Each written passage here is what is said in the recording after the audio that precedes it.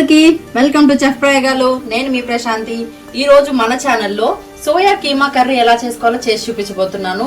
ఇది కార్తీక మాసంలో కొందరైతే నాన్ వెజ్ తినరు కదా, చికెన్ కి మటన్ కి బదులుగా మీరు కనుక ఈ రెసిపీ చేసుకుంటే అద్భుతంగా ఉంటుంది అనమాట. మరి ఇంకెందుకు ఆలస్యం, ప్రాసెస్ లోకి వెళ్ళిపోదామా? ఈ రెసిపీ కోసం ఒక కప్పు మిల్క్ మేకర్ తీసుకుంటున్నాను. ఇలా ఒక బౌల్ తీసుకొని బౌల్లోకి వేసేసుకుంటున్నాను. ముందుగానే నేను హాట్ వాటర్ని కాంచి పెట్టుకున్నాను అనమాట. దీంట్లోకి కొన్ని హాట్ వాటర్ వేసి ఇవి బాగా నానబెట్టుకోవాలండి. ఎక్కువసేపు నానబెట్టని అవసరం లేదు, కాసేపు నానబెట్టేసి ఇంకో గిన్నెలో వేసేసుకుందాం. అన్నిటిని పారబోసేసి మళ్ళీ కూల్ వాటర్ పట్టుకొని వీటిని స్క్వీజ్ చేసేసుకుందాం. ఇప్పుడు ఆ హాట్ వాటర్ని పారబోసేసి కూల్ వాటర్ పట్టాను. వీటిల్ని ఇప్పుడు మనం ఒక స్క్వీజ్ చేసేసుకొని మిక్సీ జార్లోకి వేసేసుకుందాం. మెత్తగా అయిపోద్ది మనము మిక్సీకి వేసుకున్నప్పుడు.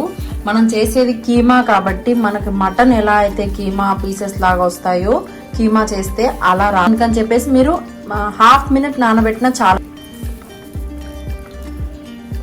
చూడండి, ఇలా స్క్వీజ్ చేసుకొని అన్ని ఒక మిక్సీ జార్లోకి వేసేసుకుంటున్నాను. ఇది మీకు రెడీమేడ్ గా సూపర్ మార్కెట్స్ లో మనకి సోయా చంక్స్ అని చెప్పేసి దొరుకుతున్నాయి. సో అవైనా మనం తెచ్చుకొని ఇలా వేసేసుకొని హాట్ వాటర్ లో వేసుకొని ఇలా పిండి దీంట్లో వేసేసుకోవచ్చు. ఫోర్స్ గా బ్లెండ్ చేసుకోవాలి. మనం మెత్తగా చేసేస్తే పేస్ట్ లాగా అయిపోద్ది.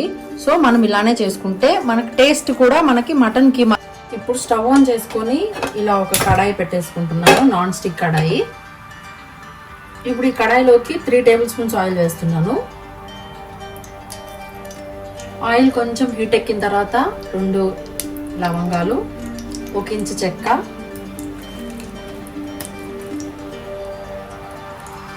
ఒక ఎండుమిరపకాయని ఇలా తుంచి వేస్తున్నాను. ఒక హాఫ్ టేబుల్ స్పూన్ జీలకర్ర.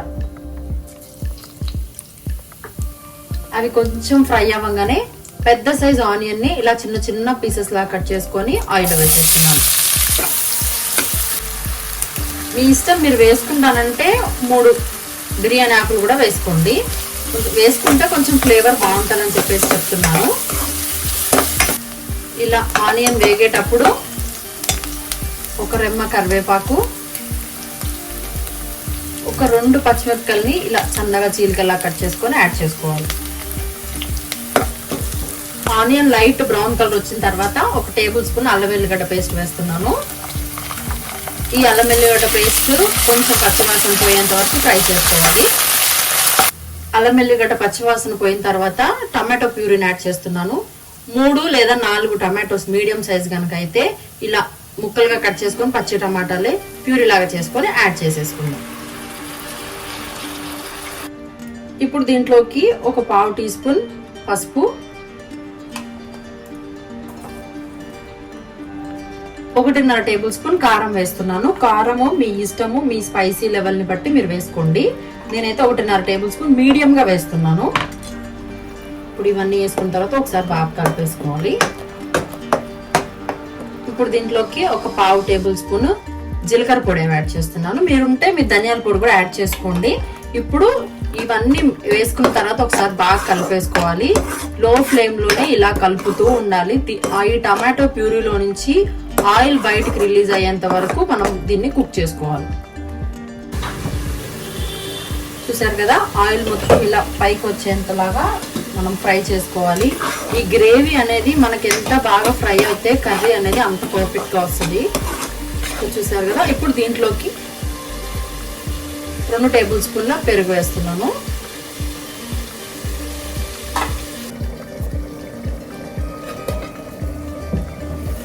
చూసారు కదా, పెరుగు వేసిన తర్వాత మళ్ళీ ఒకసారి ఆయిల్ మొత్తం పైకి వచ్చేసింది.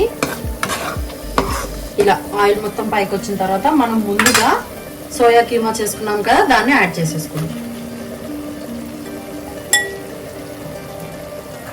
సోయా కీమా కూడా యాడ్ చేసుకున్న తర్వాత ఒకసారి బాగా కలిపేసుకొని ఒక 1 మినిట్ పాటు ఈ కీమాని మొత్తం ఆయిల్లో కొంచెంసేపు ఫ్రై చేసుకోవాలి.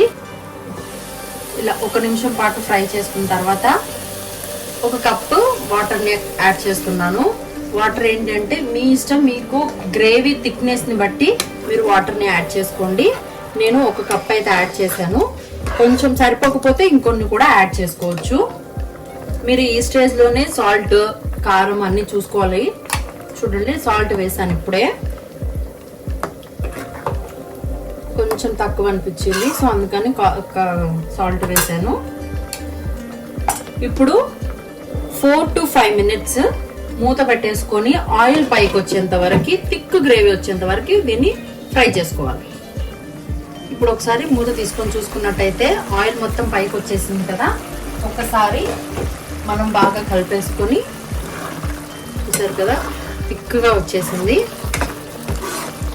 1 టేబుల్ స్పూన్ గరం మసాలా వేస్తున్నాను, 1/2 టేబుల్ స్పూన్ అలా కస్తూరి మేతి యాడ్ చేస్తున్నాను. ఇలా చిన్న క్యూబ్ బటర్ని కూడా యాడ్ చేసేసుకొని ఒకసారి బాగా కలిపేసుకుందాం. ఇవన్నీ వేయటం వల్ల మీ దగ్గర ఒకవేళ ఫ్రెష్ క్రీమ్ ఉంటే ఫ్రెష్ క్రీమ్ కూడా యాడ్ చేసుకోండి, లేదు పాల మీద మీగడ ఉన్నా దాన్ని చిలికి వేసుకోండి. ఇలా ఇవన్నీ వేసుకోవడం వల్ల మనకి డాబా స్టైల్ టేస్ట్ అనేది వస్తుంది. ఫైనల్ గా కొంచెం కొత్తిమీర వేసేసుకొని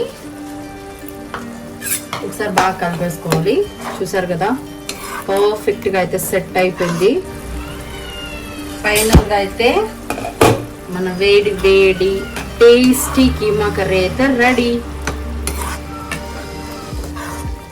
ఇప్పుడు దీన్ని సర్వ్ చేసేసుకుందాం.